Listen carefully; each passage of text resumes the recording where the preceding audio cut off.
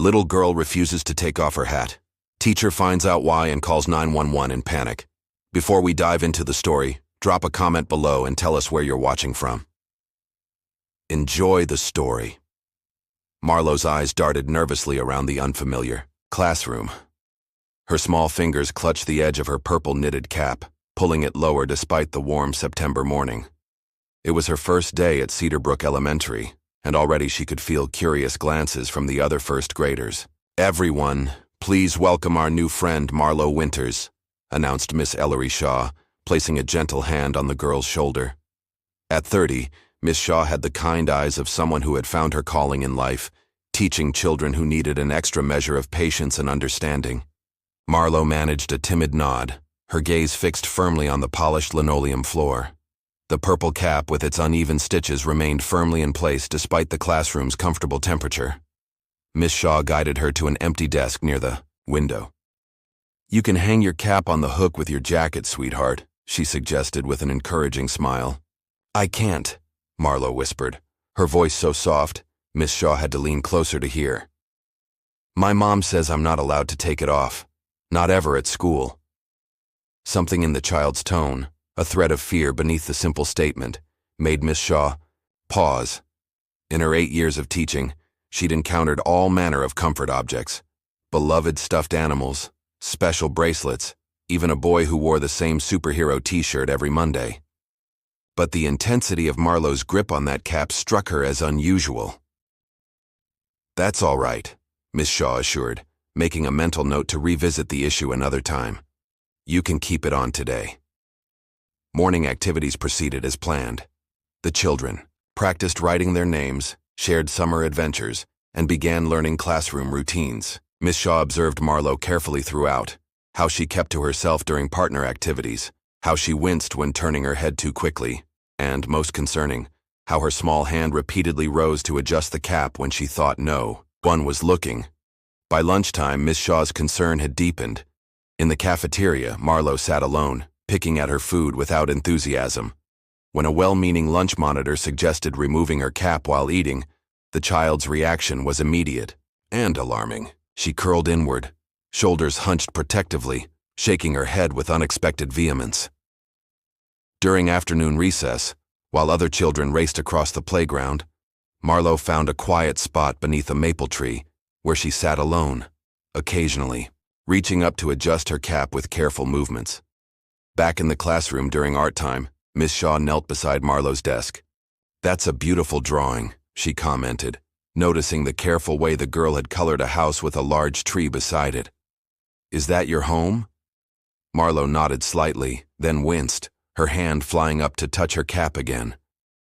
"Does your head hurt, Marlo?" Miss Shaw asked gently. The child froze, eyes widening with what looked remarkably like fear. "No," she mumbled, quickly lowering her hand. "I'm fine." As the dismissal bell rang and children gathered their belongings, Miss Shaw watched Marlo join the line of bus riders, her purple cap standing out among the bobbing heads. Something wasn't right. The wincing, the constant adjustments, the obvious discomfort. These weren't typical behaviors for a shy new student. That evening, reviewing the day's events in her quiet apartment, Miss Shaw couldn't shake the image of Marlo's fearful eyes when questioned about her cap. Teaching had taught her to trust her instincts, and right now, those instincts were sending clear signals.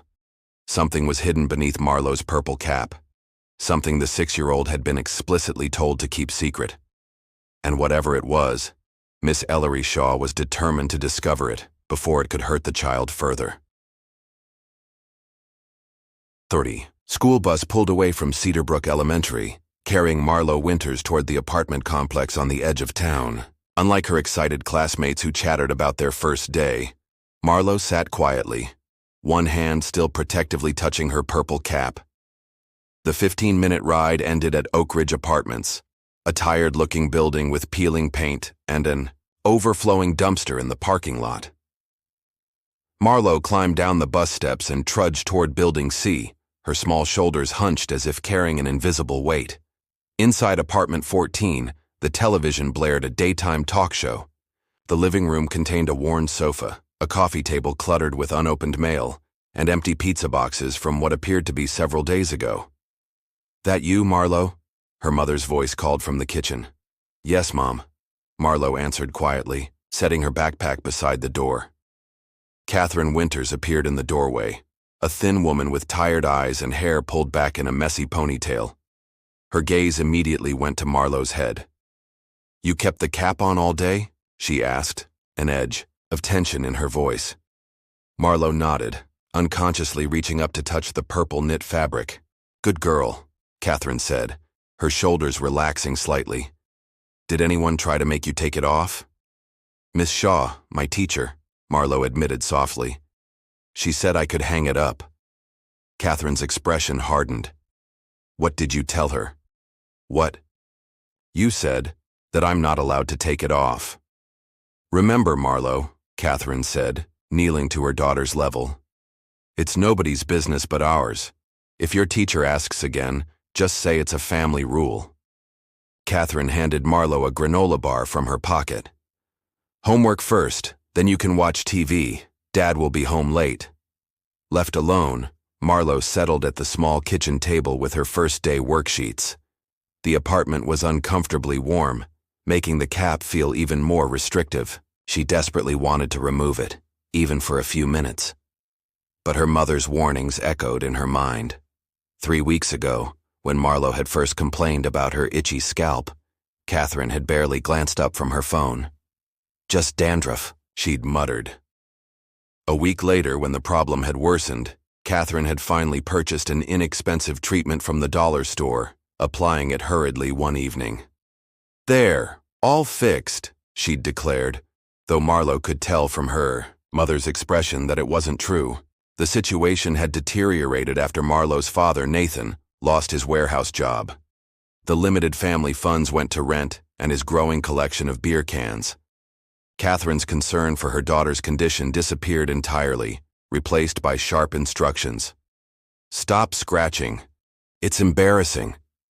The day before starting at Cedarbrook, Catherine had discovered the extent of the problem and panicked. "We can't afford a doctor," she'd snapped, "and you can't go to school looking like this. They'll report us." The purple cap knitted by Marlo's grandmother before she passed away became Catherine's solution. "Wear this. Don't take it off at school, not even for a minute. We'll figure something out." But figuring something out had never materialized, just strict instructions to hide the problem. Marlo heard the apartment door open and quickly gathered her papers. Her father, Nathan, stumbled in, his mood apparent from his heavy footsteps. "Dad's home," Catherine called unnecessarily from the living room. "Keep it down, Marlo. He's had a rough day." Marlo retreated to the small bedroom she shared with boxes still unpacked from their hasty move. Sitting cross-legged on her unmade bed, she fought the urge to adjust her uncomfortable cap. Miss Shaw's kind eyes floated in her memory. The way she'd looked at Marlo with genuine concern, not irritation. For just a moment, Marlo allowed herself to imagine what would happen if she told her teacher the truth. But the thought evaporated as quickly as it formed. Mom said people would think they were a bad family.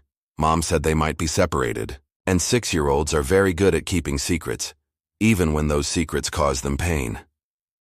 Monday morning at Cedarbrook Elementary arrived with the cheerful chaos of children pouring through the front doors, backpacks bouncing, and voices echoing down freshly polished hallways. Miss Ellery Shaw stood outside her classroom, greeting each student by name as they entered, her warm smile masking the fatigue from a weekend spent preparing lesson plans and worrying about one particular new student.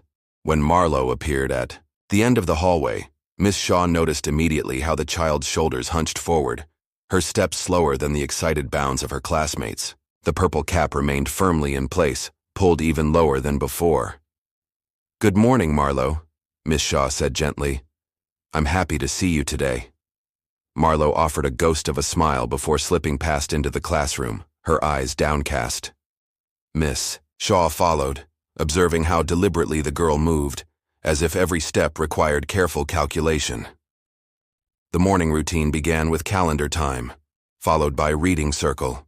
Miss Shaw invited students to share weekend adventures, watching as Marlo shrank further into herself, when nearby children described family outings to parks and birthday parties.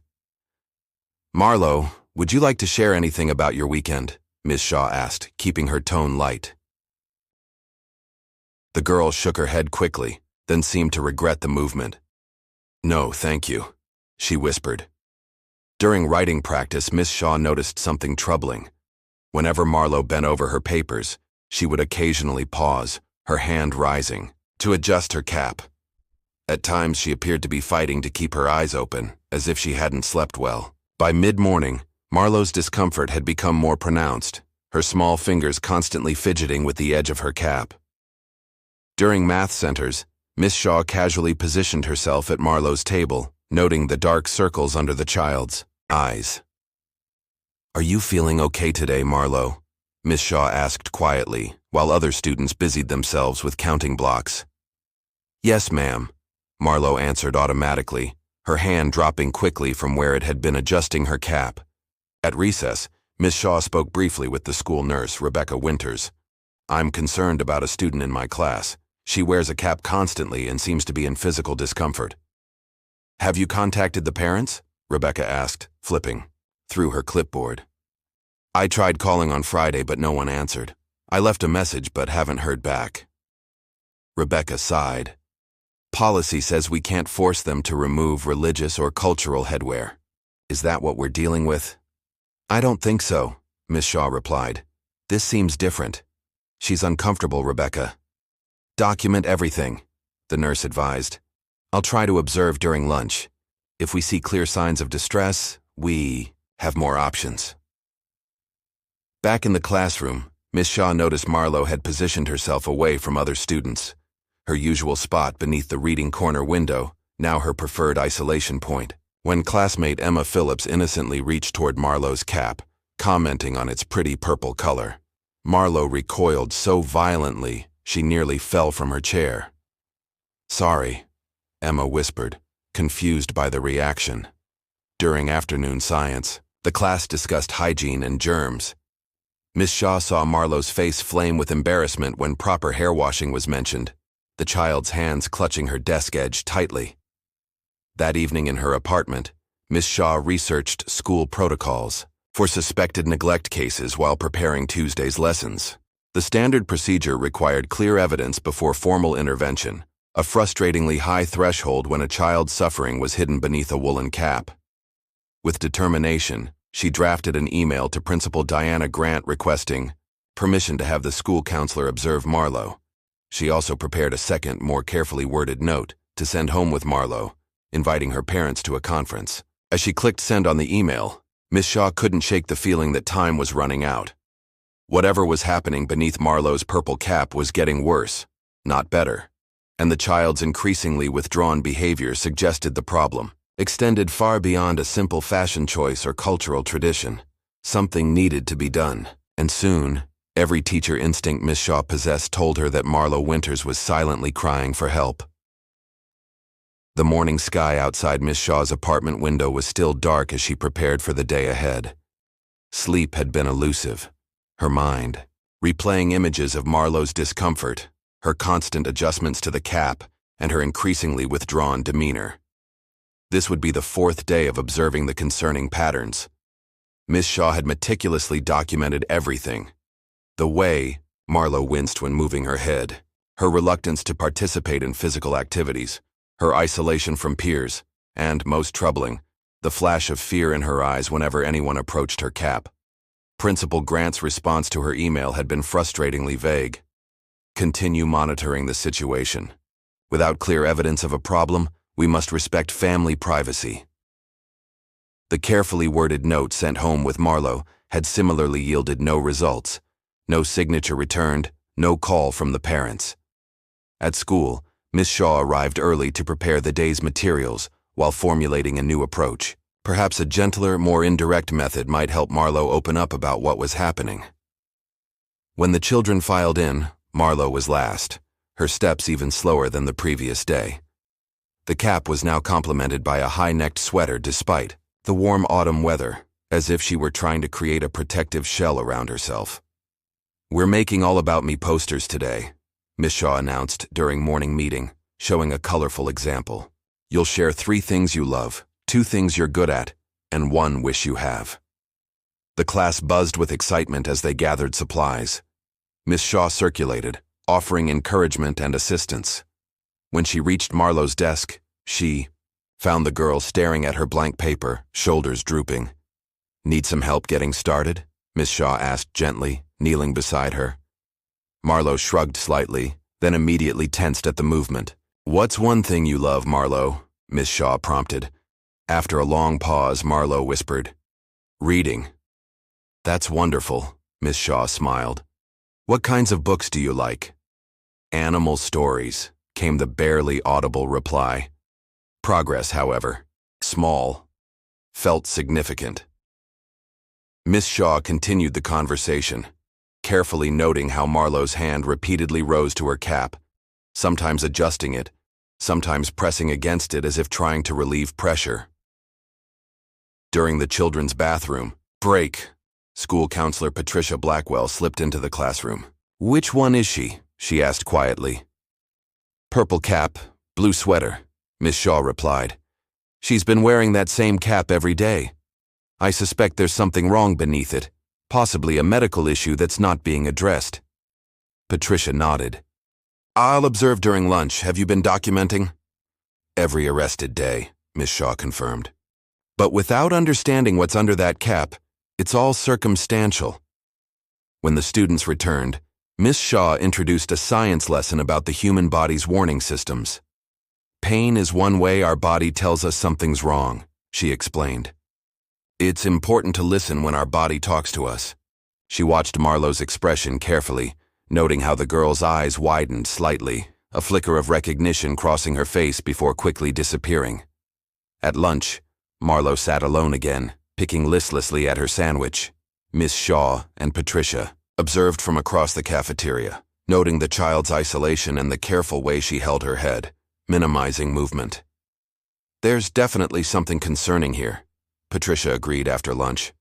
"But without parental cooperation or visible evidence, our options are limited. Have you tried calling again?" "Multiple times," Miss Shaw replied, frustration evident in her voice. "The number goes to voicemail. I've left 3 messages with no response." While tidying the classroom after dismissal, Miss Shaw discovered a crumpled note in Marlo's desk, a hastily scribbled reminder. "Keep cap on no matter what, Mom." The handwriting was aggressive, the words underlined multiple times. Miss Shaw carefully photographed the note before placing it back exactly where she'd found it. This wasn't just a child's preference or a cultural practice. This was a directive, one that seemed to prioritize secrecy over Marlo's comfort and well-being. That evening, Miss Shaw made a decisive plan. Tomorrow, she would try a different approach.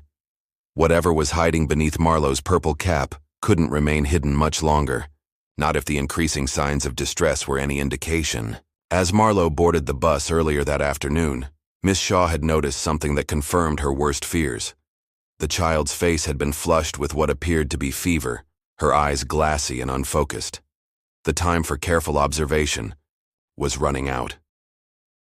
By Wednesday morning, Miss Shaw arrived at Cedarbrook Elementary with a knot of anxiety in her stomach. She'd spent hours researching possible conditions that might explain Marlo's symptoms. Everything from common medical issues to signs of neglect. None of the possibilities were comforting. Principal Diana Grant intercepted her in the hallway before she could reach her classroom. "Ellery, a word." The principal's tone was clipped, professional. "I received an email from the Winters family last night. They're concerned about what they call your undue focus on their daughter's headwear." Miss Shaw blinked in surprise. "They haven't responded to any of my attempts to contact them." "Well, they've contacted me," Principal Grant replied, adjusting her glasses. "Mrs. Winters claims it's a family matter and requests that you respect their privacy." She was quite adamant. "Diana, something is wrong with that child," Miss Shaw insisted, lowering her voice as students began filing past. "She's showing signs of physical distress. She had a fever yesterday. Unless you have concrete evidence of a problem requiring intervention, our hands are tied," the principal responded. The district is already facing budget cuts. We can't afford a lawsuit from parents claiming harassment." The warning was clear. Principal Grant's primary concern wasn't Marlo's well-being. It was avoiding conflict and protecting the school's reputation. "I understand," Miss Shaw replied, though she didn't. Not really. In her classroom, Miss Shaw prepared for the day with mechanical efficiency, her mind racing. The situation was deteriorating on multiple fronts. Now that Marlo's parents had complained, any further intervention would be scrutinized, possibly even used against her professionally. When Marlo entered the classroom, Miss Shaw had to suppress a gasp. The child looked ghostly pale, dark circles prominent beneath her eyes. The purple cap was still firmly in place, but now appeared slightly damp in spots. Most alarming was Marlo's gait. She moved as if every step required monumental effort. "Good morning, Marlo," Miss Shaw said gently. "How are you feeling today?" "Fine," came the automatic whisper, but the child's glazed eyes told a different story. During morning work, Miss Shaw noticed Marlo's hand trembling as she attempted to write. Twice the girl's head nodded forward before she caught herself, exhaustion evident in every movement. The cap adjustments had become near constant, though Marlo tried to disguise them as casual touches. At recess, Miss Shaw sought out the school nurse again. "Rebecca, I'm genuinely worried Marlo might be ill. Her condition seems worse today." The nurse frowned. "Has her temperature been taken?" "I don't have a thermometer in my classroom, Miss," Shaw replied. "But she's showing signs of fatigue, possible fever, and obvious discomfort." "Send her to me after lunch," Rebecca decided.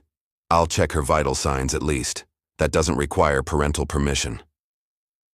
Back in class, Miss Shaw conducted a science activity about helpful and harmful microorganisms. As she discussed how infections spread, she noticed Marlo shrinking into herself, as if each word were an accusation. When lunchtime arrived, Marlo barely touched her food. Miss Shaw gently reminded her about visiting the nurse afterward, only to see panic flash across the child's face. "I'm not sick," Marlo insisted with sudden vehemence. "I can't go to the nurse." "It's just a quick check," Miss Shaw reassured. "Everyone visits the nurse sometimes." "My mom says I'm fine," Marlo whispered, her voice cracking. "Please don't make me go." The fear in her eyes was unmistakable. Whatever was happening at home, Marlo had been thoroughly warned against allowing anyone to discover it. After lunch, despite her protests, Miss Shaw walked Marlo to the nurse's office. The girl's tiny shoulders shook with each step, tension radiating from her small frame. "I'll wait right here," Miss Shaw promised as they reached the door. Inside, Nurse Rebecca quickly discovered what Miss Shaw had feared. Marlo had a fever of 100.2. When the nurse gently suggested removing the cap to check for signs of illness, Marlo became distressed, backing against the wall and wrapping her arms protectively around her head. "No," she cried, the first time Miss Shaw had heard her raise her voice. "My mom said never." The visceral fear in that reaction told Miss Shaw everything she needed to know. This wasn't about cultural practices or personal preference. This was about deliberately hiding something serious. As she calmed the trembling child, Miss Shaw made a silent vow. Tomorrow, one way or another, she would find out what was beneath Marlo's purple cap before it was too late. Miss Shaw arrived early Thursday morning, determined to speak with Principal Grant before classes began. The knot of worry in her stomach had twisted tighter after a nearly sleepless night. Marlo's reaction in the nurse's office had confirmed her worst fears. Something serious was being deliberately hidden. She found Principal Grant in the front office, coffee in hand, chatting amiably with the administrative assistant. "Diana, may I speak with you privately?" Miss Shaw asked, her tone professional despite her internal turmoil. The principal's smile faded slightly. "Of course, Ellery. Let's use my office." Once the door closed behind them, Miss Shaw went straight to the point. "Marlo Winters has a fever." She became extremely upset when the nurse suggested examining her. "I believe we have sufficient grounds for a welfare check." Principal Grant settled behind her imposing desk, placing her coffee cup precisely on its coaster. The nurse informed me of yesterday's incident. Did Marlo actually allow her to see anything concerning? No, because she's terrified of showing it, Miss Shaw countered. That's precisely the problem. The principal sighed, removing her glasses to polish them methodically. Ellery, you've been with us less than 2 years. Your probationary period isn't even complete. The implied threat wasn't subtle. Miss Shaw straightened her spine. I'm aware of my employment status, Diana. I'm also aware of our legal obligation as mandatory reporters. And I'm aware of the district's precarious financial situation, Principal Grant replied sharply. The last parent complaint cost us a valuable relationship with a major donor family. The Winters have explicitly requested you stop focusing on their daughter's headwear. This isn't about a dress code violation, Miss Shaw insisted, frustration coloring her voice. This is about a 6-year-old in physical distress. Without concrete evidence, I have documented evidence of unusual behavior, physical symptoms, including fever and a note instructing her to keep the cap on no matter what, Miss Shaw interrupted, uncharacteristically bold. What more do you need? Her actually collapsing in my classroom? Principal Grant's expression hardened. What I need, Miss Shaw, is for you to remember your place in this institution's hierarchy. Focus on teaching the curriculum. Leave family matters to the families. Back in her classroom, Miss Shaw fought to maintain her composure as students arrived. She noticed several parents glancing at her with curious expressions. Had rumors already begun circulating? When Marlo entered, Miss Shaw's heart sank. The child moved like someone 3 times her age, each step careful and measured. The purple cap looked rumpled now, as if it hadn't been removed in days. Most alarming was how Marlo seemed to be fighting to keep her eyes open. During morning meeting, Miss Shaw noticed several students wrinkling their noses when sitting near Marlo. The normally kind-hearted Emma hesitated before taking her usual spot, eventually choosing to sit farther away. By mid-morning, whispers had begun. She's weird, one boy murmured to his neighbor. Another made a show of covering his nose when Marlo walked past. At the writing center, Tyler Myers scooted his chair dramatically away from Marlo, loudly announcing, "My mom says people who don't wash get sick." Miss Shaw intervened immediately. "Tyler, that's unkind and inappropriate. Please see me at recess." But the damage was done. Marlo's face had crumpled, tears welling in her eyes as she hunched further into herself, one hand reflexively rising to clutch her cap. The phone conversation with Catherine Winters had left Miss Shaw shaking with suppressed emotion. The woman's accusations had been relentless, that Miss Shaw was singling out Marlo, that she was violating their family's privacy, that she was encouraging other children to bully her daughter about the cap. "If this harassment continues, we'll file a formal complaint with the school board," Catherine had threatened, her voice brittle with anger and something else, fear, perhaps. When Miss Shaw had gently tried to discuss Marlo's physical symptoms, the fever, the apparent discomfort, Catherine had cut her off abruptly. "My daughter is fine. Mind your own business." Now, standing outside Principal Grant's office the following morning, Miss Shaw faced an impossible choice. The official reprimand in her personnel file made the stakes painfully clear. Teacher demonstrated inappropriate fixation on students' personal attire despite parental objections. "Come in, Ellery," Principal Grant called, her tone professional, but cool. Inside, Miss Shaw was surprised to find Patricia Blackwell already seated, her expression unreadable. "We need to discuss professional boundaries," Principal Grant began without preamble. "Mrs. Winters has filed a formal complaint." "Diana, please," Miss Shaw implored. "This isn't about a cap. Marlo is ill. The other children have noticed something's wrong. She has a fever. She's clearly uncomfortable." Patricia cleared her throat. "I observed Marlo yesterday. While I agree she appears uncomfortable, we must consider cultural factors." "This isn't cultural," Miss Shaw interrupted, her professional composure finally cracking. "This is medical neglect." Principal Grant's expression hardened. "That's a serious accusation without evidence." "The district cannot afford..." "Cannot afford what?" Miss Shaw demanded. "To protect a 6-year-old? What happens when she collapses in my classroom, when whatever condition she's hiding affects other children?" "You're becoming emotional, Ellery," Principal Grant noted coldly. Perhaps you should take the day to reconsider your priorities at Cedarbrook. The implication was clear. Back down or risk your career. Miss Shaw took a deep breath, summoning every ounce of professional courage. My priority is the welfare of my students, all of them, including Marlo Winters. She left the office with her job hanging by a thread, but her resolve had never been stronger. As she entered her classroom, she saw Marlo already seated, hunched, over her desk. The child's face was flushed with fever, her eyes glassy and unfocused.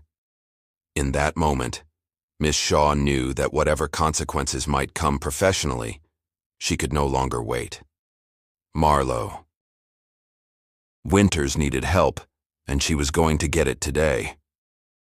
Throughout the morning, Miss Shaw kept a watchful eye on Marlo while leading the class through their reading lesson. The girl's condition appeared to be deteriorating. She barely responded when called upon and twice nearly nodded off at her desk. During the children's bathroom break, Miss Shaw knelt beside Marlo's chair. "Marlo," she said gently, "I think you're not feeling well. I'm worried about you." Marlo's fevered eyes met hers, filled with a mixture of fear and something else. Perhaps relief that someone had finally noticed, truly noticed, her suffering. "I want to help you," Miss Shaw whispered. "Will you let me?" For the briefest moment, something shifted in Marlo's expression, a flicker of hope quickly extinguished by ingrained fear. But that moment was enough. Miss Shaw had seen it, and her decision was made. Whatever came next, she would face the consequences, because some things mattered more than rules, more than jobs, more than professional boundaries. Some things, like a child's well-being, were simply non-negotiable. The art class that Friday morning had started like any other.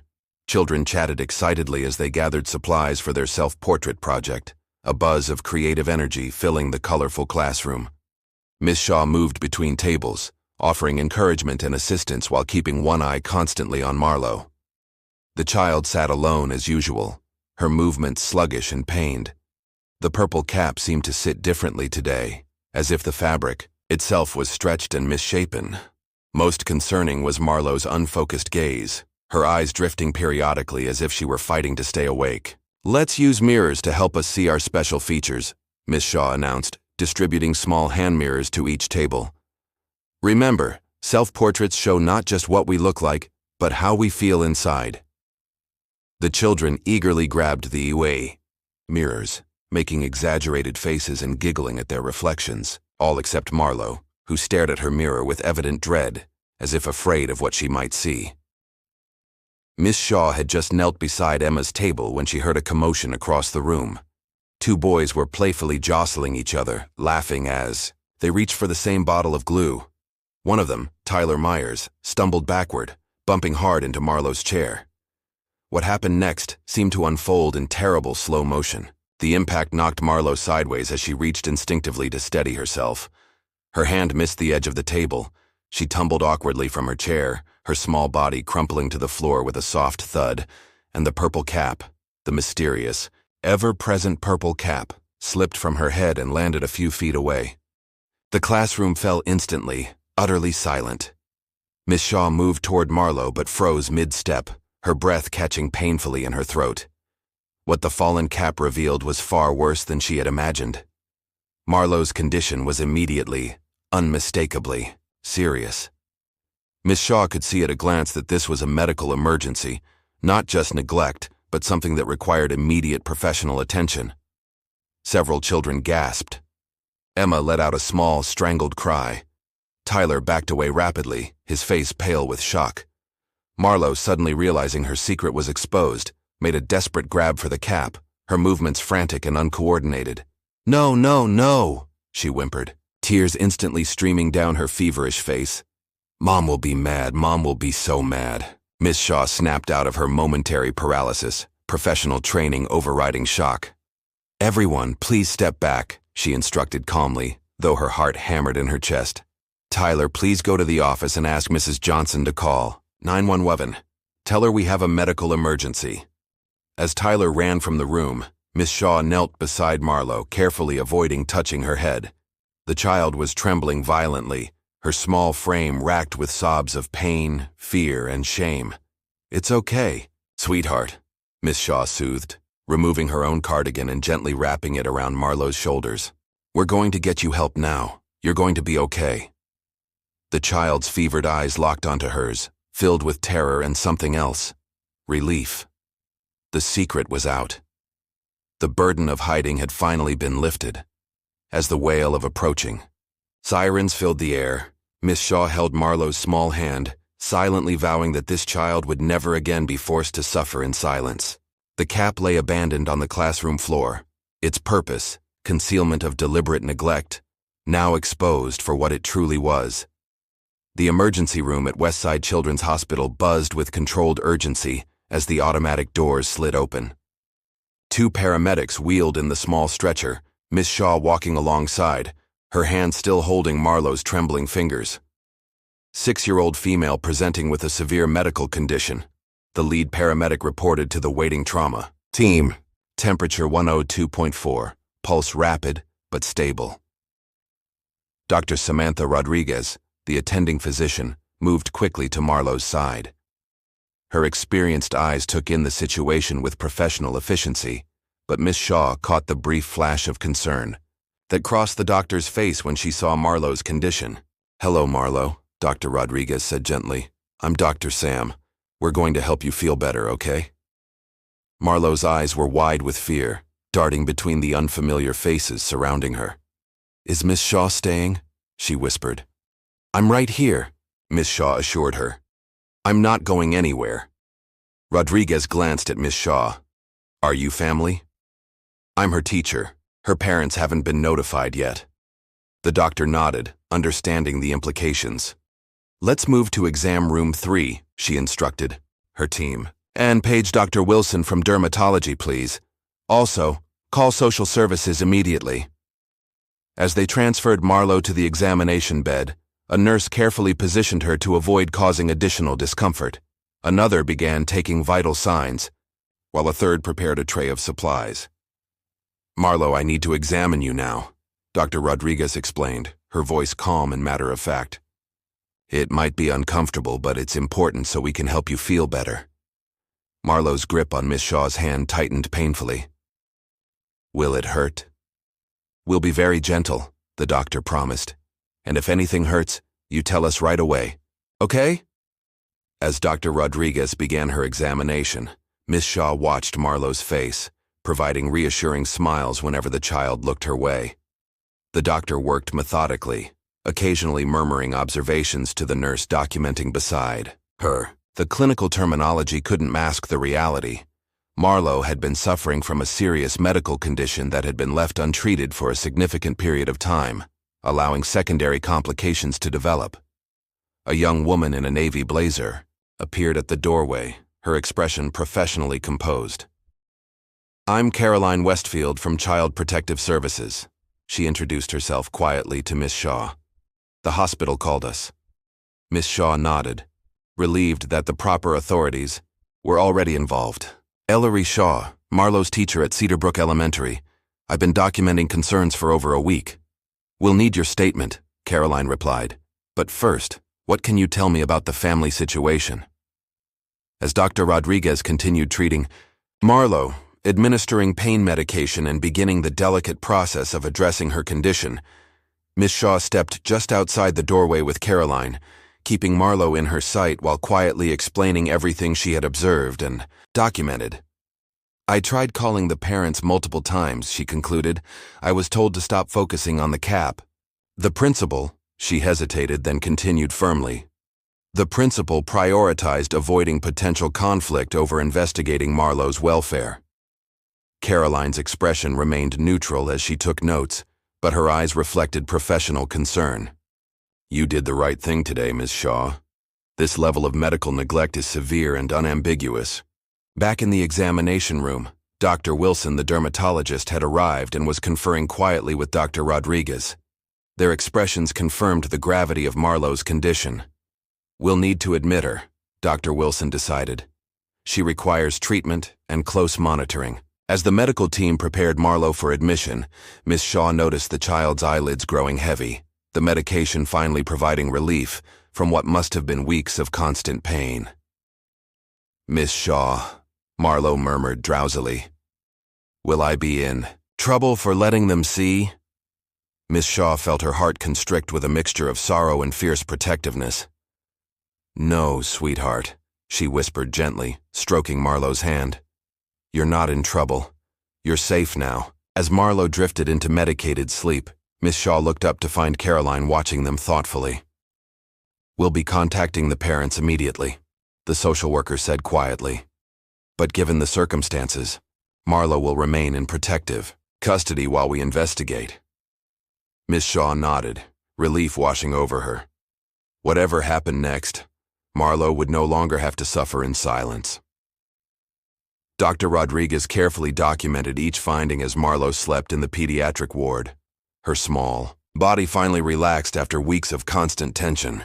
The hospital room was quiet, except for the soft beeping of monitors and the occasional rustle of medical charts. Miss Shaw sat nearby, unwilling to leave despite the late hour. Caroline Westfield from Child Protective Services had just returned, with a grim expression that suggested difficult news. "We've conducted the initial home investigation," Caroline said quietly, taking the chair opposite Miss Shaw. "The conditions at the Winters residence are," she paused, searching for an appropriate word, "concerning." "How bad?" Miss Shaw asked, her voice barely above a whisper to avoid disturbing Marlo.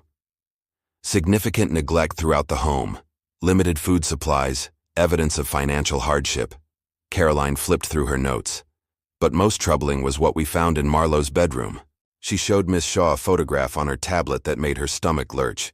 A child's bedroom in a state of severe disarray, clearly displaying signs of long-term neglect. "Based on medical evidence, Dr. Wilson estimates the condition has been developing for at least 3 to 4 months, Caroline continued. Miss Shaw closed her eyes briefly, imagining Marlo's silent suffering throughout that time. And the parents? Mrs. Winters was home, defensive about the situation. When informed about Marlo's hospitalization, she became hostile, claiming it was just a minor problem and that the school was overreacting. Mr. Winters arrived during our inspection and became verbally aggressive. A soft knock at the door interrupted them. Dr. Wilson entered carrying treatment notes. "The tests confirm what we suspected," she informed them. "The condition has been untreated for far too long. We've also found evidence of prior attempts at treatment, inappropriate home remedies that likely worsened the situation." Miss Shaw felt a chill run through her. "They tried treating it themselves?" Dr. Wilson nodded gravely. "Ineffective methods that appear to have been applied approximately 2 to 3 weeks ago, which likely complicated the medical issues." Caroline's pen moved rapidly across her notepad. "Do you have documentation of all findings and their probable causes?" "Complete documentation," Dr. Wilson confirmed. "This case goes far beyond simple neglect. The child was in pain, visibly ill, and showing signs of a condition that any reasonable adult would recognize as requiring medical attention." "There's something else," Caroline added, turning to Miss Shaw. "We found a receipt for prescription treatment dated 3 months ago. It was filled, but apparently never used. We found it unopened in a bathroom drawer." The implications were staggering. The Winters hadn't just failed to treat Marlo's condition. They had actively chosen to conceal it, rather than use medication they'd already obtained. "Why?" Miss Shaw whispered, the question directed at no one in particular. Caroline sighed, the professional veneer slipping momentarily to reveal genuine sadness. Mrs. Winters kept repeating that they couldn't afford to be the family with that problem. She seemed more concerned about social stigma than her daughter's suffering. "We also found evidence that Mr. Winters lost a job recently when his workplace discovered similar issues, suggesting the problem had already affected the family's economic situation." The door opened again, and a hospital social worker named Marcus entered with additional files. "We've located Marlo's previous medical records," he reported. "There's a pattern here: multiple canceled appointments over the past year, and an emergency room visit 6 months ago for a broken wrist that showed signs of delayed treatment." The picture becoming increasingly clear was devastating. A child systematically denied care, forced to hide her suffering, trapped in a home where appearances mattered more than welfare. On the bed, Marlo stirred slightly, turning on the pillow. Her eyes fluttered open briefly, found Miss Shaw, and a small smile touched her lips before she drifted back to sleep, secure for perhaps the first time in months. "What happens now?" Miss Shaw asked, her teacher's heart breaking for what this child had endured. "Emergency custody order is already in place," Caroline stated firmly. "Marlo will not be returning to that home. We're locating relatives, but in the meantime, she'll be placed in medical foster care once she's discharged." Miss Shaw nodded, watching the steady rise and fall of Marlo's chest. The truth had been exposed, not just the physical condition hidden beneath the purple cap, but the more profound betrayal of a child by those meant to protect her. Monday morning arrived with a heavy atmosphere at Cedarbrook Elementary. News of Marlo's condition had spread throughout the school community over the weekend, leaving staff and parents shocked and concerned. Outside Miss Shaw's classroom, conversations dropped to whispers as she passed, a mixture of sympathy and unease following in her wake. Principal Grant had called an emergency staff meeting before classes began. The tension in the conference room was palpable as teachers and support staff filed in, many casting supportive glances toward Miss Shaw. "As you've likely heard," Principal Grant began, her voice unusually subdued, "we had a serious incident involving a student on Friday. Child Protective Services has assumed custody of Marlo Winters due to medical neglect." Miss Shaw noticed how the principal carefully avoided looking in her direction, how her wording distanced the administration from any responsibility in the matter. "The district has issued guidelines on how we should address this with students and parents," Principal Grant continued, distributing printed memos. "Please refrain from discussing specifics of the case." Patricia Blackwell cleared her throat. "I think we should acknowledge that Miss Shaw repeatedly tried to raise concerns about Marlo's condition," she said, surprising everyone with her direct challenge. Those concerns were unfortunately dismissed. A murmur of agreement rippled through the room. Principal Grant's cheeks flushed slightly. "We followed established protocols based on the information available at the time," she responded stiffly. After the meeting, several teachers approached Miss Shaw with quiet words of support and admiration for her persistence. The school nurse, Rebecca, squeezed her hand wordlessly, eyes conveying what couldn't be said aloud, that the system had failed Marlo until Miss Shaw refused to back down. Caroline Westfield arrived at the school mid-morning to interview additional staff members. Miss Shaw, relieved to see a familiar face, greeted her in the hallway. "How is she?" Miss Shaw asked immediately. "Responding well to treatment," Caroline replied. "The medical team is wonderful. Physically, she's already showing improvement. Emotionally, she's still processing everything. Has she asked about her parents?" Caroline nodded grimly. "She seems more afraid of them than missing them. That tells us a lot." Their conversation was interrupted by the arrival of a woman in a crisp suit who introduced herself as Andrea Dalton, Assistant District Attorney. "Ms. Shaw, I need to speak with you regarding the Winters case," she said. "We're pursuing charges of child neglect and medical endangerment against both parents." Inside an empty conference room, Andrea explained the legal process ahead, her expression serious but compassionate. "Your documentation will be crucial to our case," she told Ms. Shaw. "The timeline you established, combined with the medical evidence, creates a compelling picture of deliberate neglect." Ms. Shaw provided her detailed notes describing each day's observations and her multiple attempts to intervene. When she mentioned Principal Grant's warnings to focus on teaching the curriculum, Andrea's pen paused mid-note. "The school administration actively discouraged you from reporting your concerns?" she asked carefully. "I was told that without concrete evidence, pursuing the matter could result in legal complications for the district," Miss Shaw admitted reluctantly. Andrea's expression darkened. "That's troubling, especially given your status as a mandated reporter. The law is quite clear that reasonable suspicion is the standard for reporting, not conclusive evidence." By afternoon, the investigation had expanded beyond the Winters family. A representative from the Department of Education had arrived to review Cedarbrook's reporting protocols and Principal Grant's handling of the situation. Outside Miss Shaw's classroom, Emma's mother stopped her briefly. "I just wanted to say thank you," she said quietly. My daughter told me how you protected Marlo when everyone else looked away. You're teaching these children something more important than any curriculum. That evening, Miss Shaw visited Marlo at the hospital, bringing a soft stuffed rabbit and some picture books. The change in the child was already remarkable, her eyes clearer, her small face relaxed without the constant pain that had shadowed it for so long. The doctor says I can have my own special pillow, Marlo told her, a hint of excitement in her voice. One that's just for me that nobody else has used. Such a simple thing, a clean pillow, represented a profound shift in Marlo's world from neglect to care, from invisibility to being genuinely seen. The pediatric ward at Westside Children's Hospital had become a hub of activity centered around room 423. Nurses stopped by more frequently than medically necessary, often bringing small treasures, colorful bandanas for Marlo's healing head, a special cup with a twisty straw, or hand-drawn cards from their own children.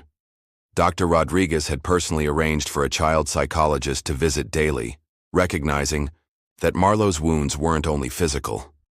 Miss Shaw arrived after school on Tuesday to find Marlo sitting up in bed, tentatively touching the areas of her scalp where treatment was helping her heal. Miss Shaw. Marlo's face brightened. The change from the withdrawn child of last week striking. Look what Marcus brought me. She proudly displayed a small charm bracelet with a single rabbit charm, a gift from the hospital social worker. It's beautiful, Miss Shaw smiled, setting her tote bag on a nearby chair. I brought something special too, cards from our class. Marlo's eyes widened as Miss Shaw spread colorful handmade cards across the blanket. Each of her classmates had created messages of encouragement, their childish handwriting conveying simple but heartfelt sentiments. Emma wrote that she saved me a seat at the reading corner, Marlo whispered, touching one card reverently. And Tyler says he's sorry he bumped into me. Caroline Westfield appeared in the doorway, accompanied by a middle-aged couple whose anxious expressions softened immediately upon seeing Marlo. Marlo, Caroline said gently, I'd like you to meet some people. This is your Aunt Janet and Uncle Robert. They're your mother's sister and brother-in-law. Janet stepped forward hesitantly, her eyes bright with unshed tears. Hello, Marlo. We've been so worried about you. We didn't know, Robert added, his voice rough with emotion. We would have come sooner if we'd known. As the tentative reunion unfolded, Miss Shaw stepped into the hallway with Caroline, giving the family privacy. They had no idea, Caroline explained quietly. Marlo Winters cut contact with her sister years ago. They only learned about Marlo's situation through our investigation. Will they? Miss Shaw left the question unfinished. Caroline nodded. They've already begun the process to become Marlo's guardians. Home study looks promising. They have a stable home, financial security, and most importantly, they genuinely care. Inside the room, a small miracle was occurring. Marlo was smiling, showing Janet her bracelet, while Robert arranged a stuffed animal collection on the windowsill, the beginning of healing, of trust cautiously rebuilding, of a circle of support forming around a child who had been so profoundly alone. 2 weeks after the emergency room visit that changed everything, Miss Shaw stood outside Cedarbrook Elementary, watching the morning drop-off ritual with heightened awareness.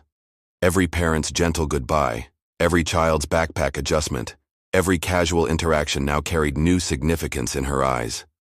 The mundane routines of school life had been forever altered by one purple cap and the suffering it had concealed. A silver sedan pulled up to the curb, and Miss Shaw recognized Janet and Robert Parker immediately. They emerged from the front seats with the careful body language of adults still adjusting to a profound new responsibility.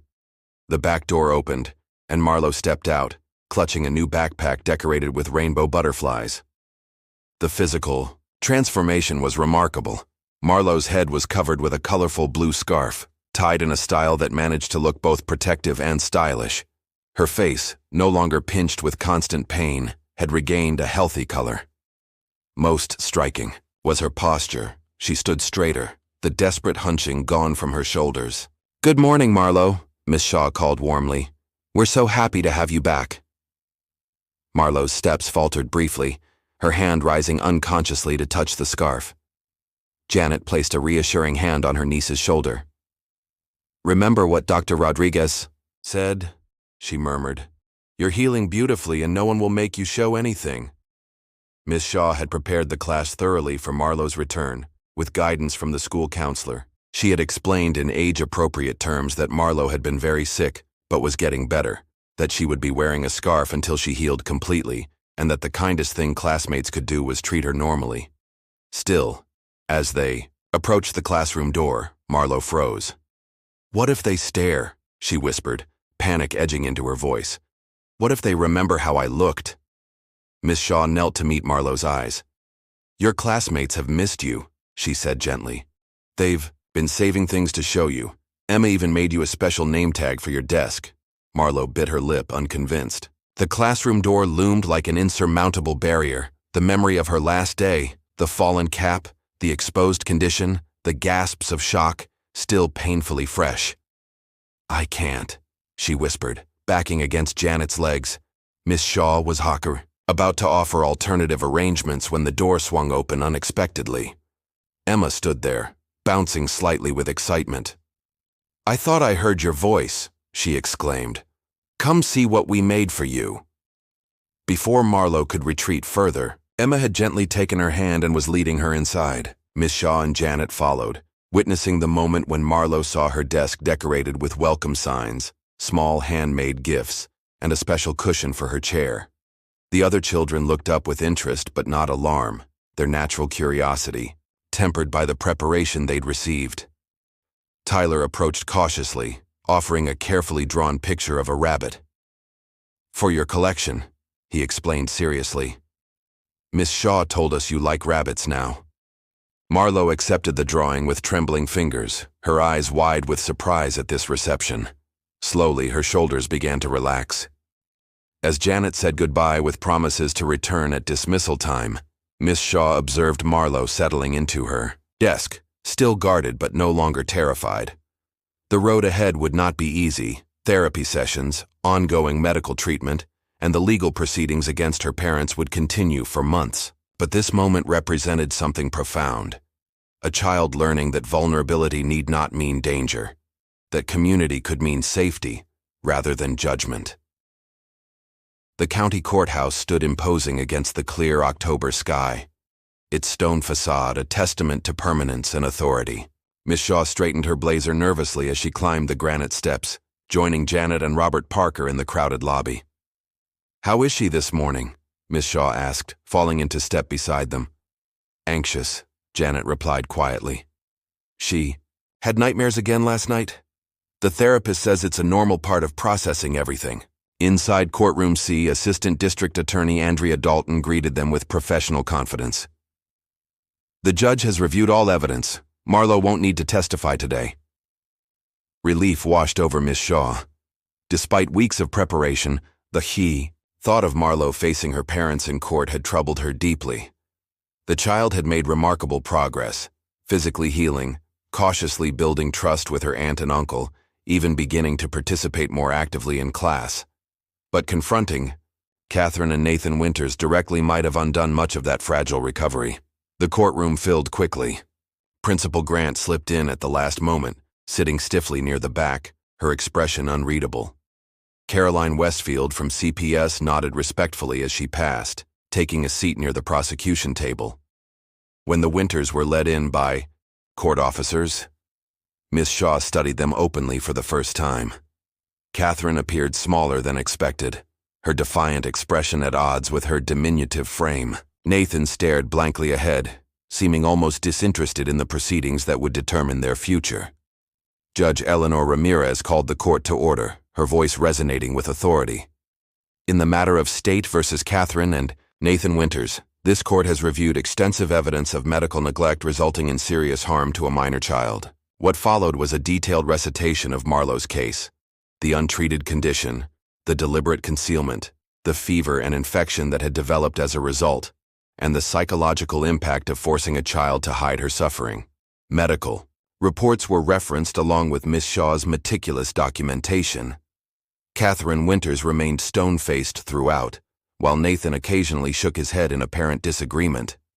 Neither spoke except to confirm their names and to enter their guilty plea, a last-minute decision their attorney had likely advised to avoid a more severe sentence.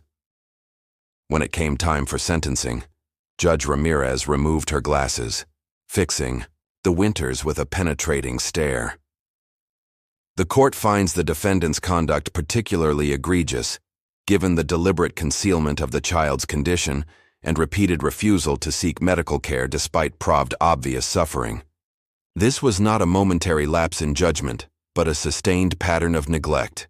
Her gavel fell with finality, delivering the sentence, 3 years imprisonment for Catherine, 4 for Nathan, given his prior record. A fact that shocked even Miss Shaw. Permanent termination of parental rights was ordered, with Marlo to remain in her aunt and uncle's custody, with adoption proceedings to begin immediately. As the Winters were led away, Catherine turned briefly, her eyes searching the courtroom until they found Miss Shaw. For a moment, something unreadable flashed in her expression. Not quite regret. Perhaps not quite hatred. Then she was gone. Outside, on the courthouse steps, Andrea shook hands with Janet and Robert. "It's over," she assured them. "Marlo can truly begin healing now." Miss Shaw felt a complex mixture of emotions: relief that justice had been served, sadness for what Marlo had endured, and a renewed sense of purpose. The system that had initially failed had ultimately worked, but only because one person had refused to look away from a child's suffering. Principal Grant approached her hesitantly. "The school board has approved new training protocols for all staff," she said, unable to quite meet Miss Shaw's eyes. "On recognizing signs of neglect and understanding our reporting obligations, they've asked if you might help develop the curriculum." It wasn't quite an apology, but it was an acknowledgement.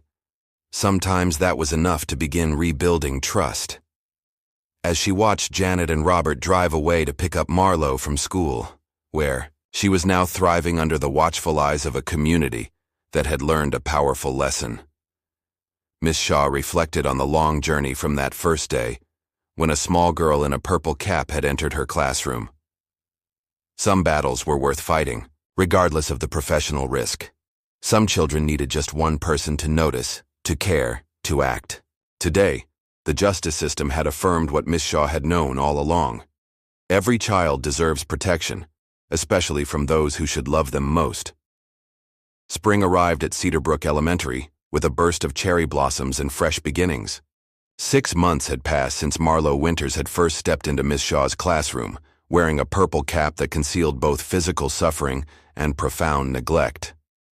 Today, as first graders spilled onto the playground for afternoon recess, Miss Shaw watched from the bench where she often sat, her journal open beside her. Her gaze found Marlo easily, no longer isolated beneath the maple tree, but chasing Emma and Tyler in an enthusiastic game of tag, her laughter carrying across the playground.